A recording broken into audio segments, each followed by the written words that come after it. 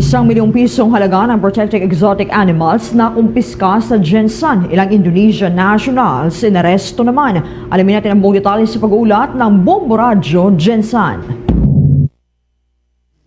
Patuloy na iniimbestigahan ng General Santos City Maritime Police Station matapos maaresto ang ilang Indonesian nationals at makumpiska ang napakaraming protected exotic animals na pinaniniwala ang ipupuslit ng walang kaukulang dokumento sa baybayin ng Lower Makar noong December 7, 2025. Ayon kay Police Major Alden Brugarolas, hepe ng Maritime Police Jensan, patuloy nilang sinusubaybayan ang posibleng koneksyon ng mga naaresto upang matukoy ang kanilang mga linkages mula sa lokal na lugar patungong Indonesia, habang pinaigting pa nila ang coastal monitoring dahil sa natanggap nilang impormasyon na mayroon pang nagpapatuloy na iligal na aktibidad sa mga baybaying bahagi ng Sarangani at Jensan. Tinatayang aabot sa ₱1 milyong ang halaga ng nakumpiskang wildlife, kabilang ang mga tortoise, phyton, boa at iba pang exotic species na ngayon ay nasa kustodiyan ng DENR Sendro Jensan. Samantala, haharap ang mga suspect sa kasong paglabag sa Republic Act 9147 at Philippine Immigration Act. Well, basically, we're still